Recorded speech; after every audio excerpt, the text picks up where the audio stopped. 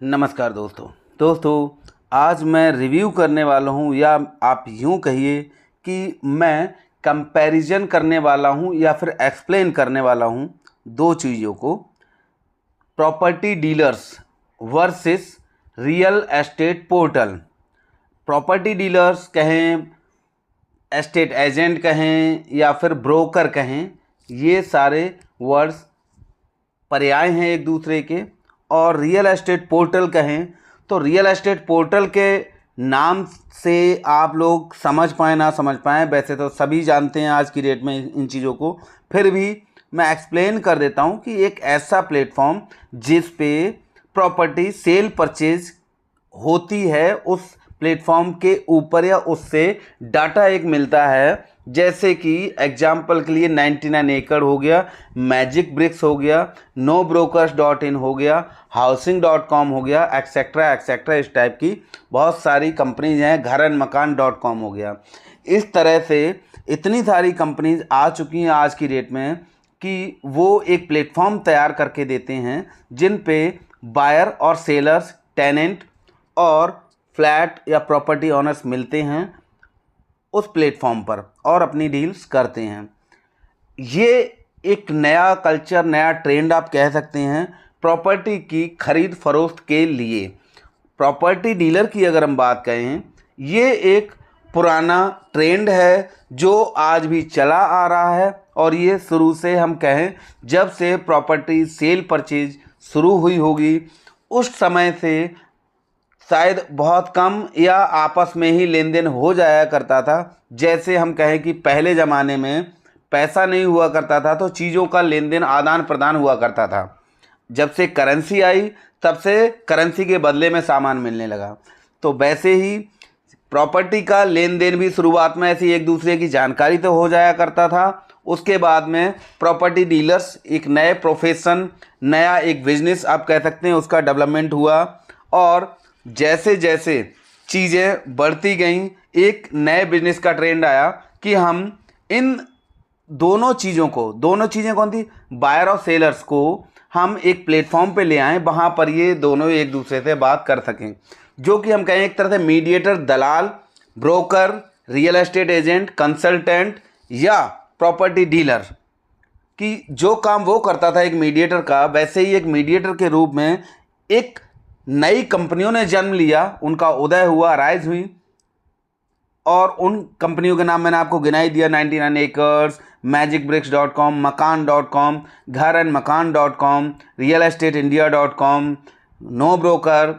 अब हम बात करते हैं real estate agent, property dealers versus property portal.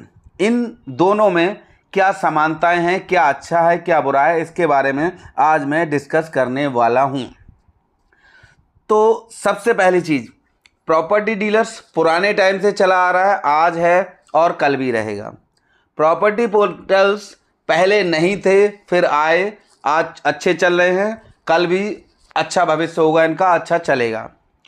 Property dealers एक ऐसी सुविधा देते हैं जिसमें कि पर्सनली एक हम कहें तो एक इंटरेक्शन होता है एक बायर से या सेलर से, उससे बातचीत करके और उसकी रिक्वायरमेंट को समझ के उसको कस्टमाइज ढंग से उसकी चीज़ों को सर्व करते हैं। बायर को सही सेलर देते हैं और सेलर को सही बायर देते हैं, उन दोनों को मिलाने का काम करते हैं।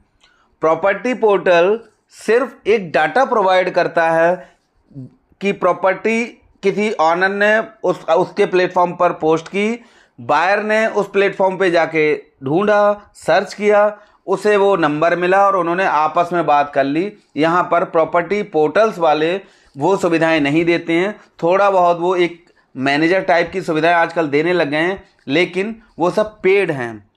प्रॉपर्टी डीलर्स के पास आप जाते हैं, वो आपको पर्सनली जा कर के 2, 4, 6 चीज़ें दिखाएगा और आपको उनके बारे में समझाएगा।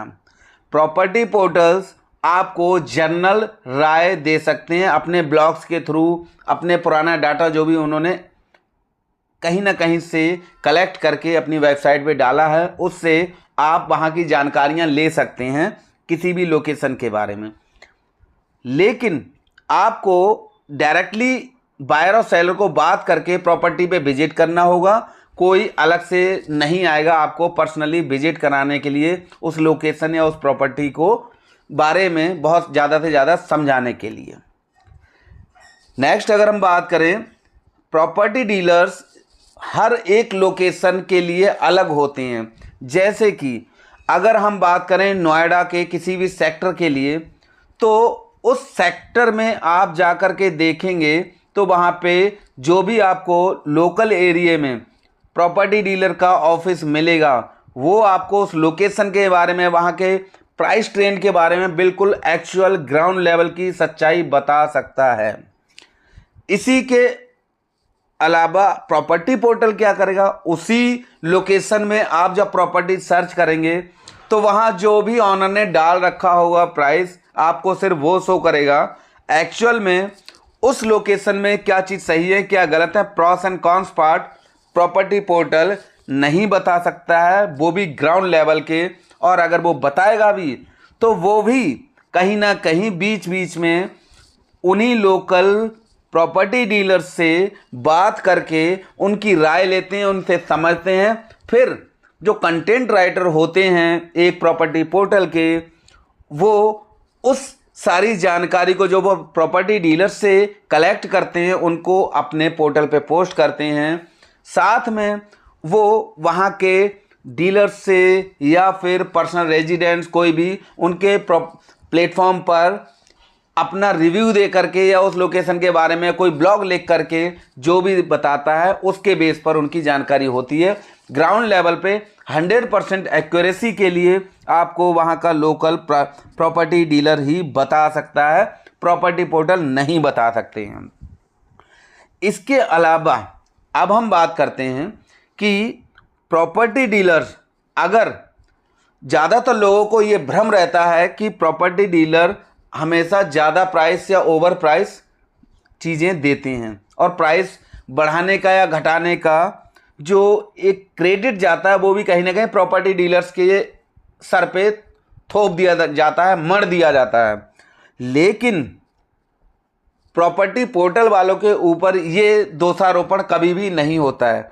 कारण, लेकिन मैं ये बता दूं कि एक प्रॉपर्टी डीलर दोनों पार्टियों की मीटिंग कराएगा और साथ में दोनों को प्राइस की बात बता के चलता है। सपोज ऑनर कह रहा है कि मुझे एक्स प्रॉपर्टी का 1 करोड़ रुपए में बेचनी है, बायर कह रहे हैं कि मुझे वही प्रॉपर्टी 90 लाख रुपए में लेने के लिए मैं तैयार हूं, इतने में मिलती है तो दिलवाऊं। अब दोनों की बातें उसने सुन ली एक प्रॉपर्टी डीलर ने, और उसने क्या किया कि ठीक है सर हो जाएगा, हाँ आ जाइए, आपकी मैं मीटिंग कराता हूं और करवाता हूं, मैं कोशिश करके करवा दूंगा, आप आइए। उसने दोनों लोगों की मीटिंग कराई, एक 90 बोल रहा है बायर और सेलर बोल रहा है 1 करोड़ रुपए, और वो बिठा करके थोड़ी देर कभी चाय पानी पिला करके समझा बुझा करके इतनी प्रॉपर्टी का रेट नहीं है, उसको प्लस पॉइंट बताएगा बायर को और सेलर को माइनस पॉइंट बता करके कि आपके प्रॉपर्टी की वैल्यू थोड़ी कम है, कम करिए, और बायर को कहेगा कि बहुत अच्छी चीज़ है, आप थोड़ा रेट बढ़ाइए। दोनों को ले दे करके कहीं ना कहीं उस मुकाम पे ले आएगा कि या तो 95, 94, 96 के बीच में कहीं ना कहीं डील हो जाएगी, और वो भी तब जब दोनों एग्री करेंगे, तब, उससे पहले नहीं हो सकती है। अब इसी बात को मैं प्रॉपर्टी पोर्टल के माध्यम से कराने की बात करता हूं। प्रॉपर्टी पोर्टल पे बायर ने सर्च किया, किसी ऑनर का नंबर मिला और उसने बात करी, दोनों में बातचीत हुई, प्रॉपर्टी विजिट करी और एक मीटिंग फिक्स हुई। और उस मीटिंग में कोई भी ना तो बायर को ये बताने वाला है कि हाँ मेरी प्रॉपर्टी का रेट ठीक है और थोड़ा सा आप आगे बढ़िए, और ना सेलर को कोई ये बताने वाला है कि आपकी प्रॉपर्टी का रेट 5 लाख रुपए कम है, 5 लाख रुपए कम कर लीजिए। इस कंडीशन में हमेशा प्रॉपर्टी महंगी बिकती है, और जो प्रॉपर्टी के रेट को बढ़ाने का श्रेय जाता है वो आप ये कह सकते हैं प्रॉपर्टी पोर्टल को जाता है या फिर खुद बायर और सेलर को जाता है, क्योंकि उन्होंने दोनों ने मिल करके वो प्रॉपर्टी की ट्रांजैक्शन महंगी की। क्यों? क्योंकि उनको एग्जैक्टली कोई एक मीडिएटर नहीं था कि दोनों को थोड़ा सा कन्विंस करके और थोड़ा सा कहीं 19-20 करके थोड़ा कम कराया जाए और चीज़ें सही रेट पर जाएं। तो ये तो हुई रेट की बात कि रेट के मामले में प्रॉपर्टी डीलर बढ़ाने के लिए कुछ भी नहीं कर सकता है। इसके लिए डिसीजन मेकर सिर्फ बायर और सेलर्स ही होते हैं और वही प्रॉपर्टी की एक्चुअल में रेट बढ़ाते हैं। प्रॉपर्टी डीलर अपनी सेवाओं के बदले में कमीशन चार्ज करता है दोनों पार्टियों से, चाहे वो बायर हो, चाहे वो सेलर हो, चाहे वो टेनेंट हो, चाहे वो ऑनर हो।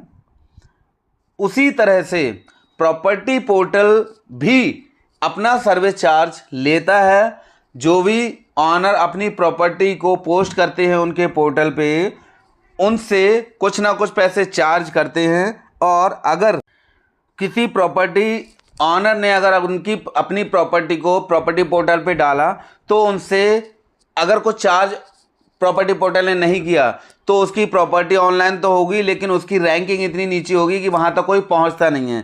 जो ऑनर उस पोस्टिंग के पैसे देते हैं उनकी पोस्टिंग हमेशा ऊपर रहती है और उसका टाइम भी ज़्यादा रहता है कि पैसे दिए हैं तो 1 महीने के लिए आपके लिए ये विजिबिलिटी रहेगी, 1 महीने का इतना पैसा लगेगा। 2 महीने तक अगर आप उनके पोर्टल पे ऊपर दिखाना चाहते हैं तो अलग चार्ज लगेगा। वैसे ही बायर्स के लिए अलग अलग प्लान्स होते हैं इन प्रॉपर्टी पोर्टल्स के पास कि आपको 10 नंबर के इतने पैसे लगेंगे, 20 नंबर चाहिए आपको ऑनर्स के तो इतने पैसे लगेंगे। तो कुल मिलाकर के चाहे आप प्रॉपर्टी डीलर के पास जाएं या प्रॉपर्टी पोर्टल के थ्रू जाएं, दोनों ही मीडिएटर का काम कर रहे हैं। किसकी सर्विस अच्छी है, कौन चीप एंड बेस्ट है, ये चीज़ आपको सोचनी है जो इनका यूज करते हैं। प्रॉपर्टी डीलर में एक इंसान है जो आपके साथ में हमेशा डील होने तक साथ में है और प्रॉपर्टी पोर्टल्स का सिर्फ नंबर एक्सचेंज कराने तक का काम था, उसके बाद में उसका कोई काम नहीं है। एक प्रॉपर्टी डीलर अपनी सेवाओं का प्रतिफल पूरी डील खत्म हो जाने के बाद लेता है और प्रॉपर्टी पोर्टल अपनी सेवाएं देने से पहले चार्ज लेता है। ये दोनों में फ़र्क है। प्रॉपर्टी डीलर सेवाएं देने के बाद भी आप उससे पर्सनली कोई शिकायत होती है तो आप उसको 2-4 बातें बोल सकते हैं, उससे शिकायत कर सकते हैं। प्रॉपर्टी पोर्टल का काम सिर्फ इतना है कि उसने नंबर एक्सचेंज करा दिया, आपने नंबर ले लिए या आपने अपनी प्रॉपर्टी पोस्ट कर दी, इसके बाद उसका कोई लेना देना नहीं है, उसकी सर्विस की या किसी चीज़ की कोई गारंटी नहीं है और आप उससे कुछ भी बोल या शिकायत कंप्लेंट किसी तरह की नहीं कर सकते हैं। जो बायर्स और सेलर्स ये सोचते हैं कि प्रॉपर्टी पोर्टल से हमारी डील हो जाएगी, तो मैं उनको ये बता दूं कि जो डाटा चाहे बायर्स का हो या सेलर्स का हो, ऑनर्स का हो या टेनेंट्स का हो, जो डाटा प्रॉपर्टी पोर्टल पे जाता है वही प्रॉपर्टी पोर्टल जो कि इन बायर सेलर्स टेनेंट या ऑनर से पैसा ले रहे हैं उस डाटा को कलेक्ट करने के लिए उसी डाटा को वही पोर्टल वाले प्रॉपर्टी डीलर को भेज देते हैं और उसी डाटा से प्रॉपर्टी डीलर उन्हीं दोनों लोगों की डील करा देता है। मतलब ये कि कुल मिलाकर के बायर और सेलर्स ने प्रॉपर्टी पोर्टल को भी पे किया और वहां से डील नहीं बनती है। उसके बाद उसी डाटा पे वही डीलर काम करता है और वही डीलर उन्हीं दोनों लोगों की आपस में डील बना देता है। तो ओवरऑल ले दे करके कहानी ये आई कि प्रॉपर्टी पोर्टल के बावजूद प्रॉपर्टी डीलर्स की ही मार्केट में ज़रूरत है, थी और रहेगी भी। वो अलग बात है कि कितनी परसेंटेज में थोड़ा सा प्रॉपर्टी पोर्टल को क्रेडिट मिल जाएगा। तो प्रॉपर्टी पोर्टल के साथ साथ प्रॉपर्टी डीलर की हमेशा ज़रूरत रहेगी और यही ले दे करके ग्राउंड लेवल पे काम प्रॉपर्टी डीलर ही करेगा और वही काम अच्छा भी रहेगा, सर्विस भी अच्छी रहेगी। दोस्तों वीडियो अच्छी लगी हो तो लाइक करना, कमेंट्स करना, शेयर करना ना भूलना। Thank you.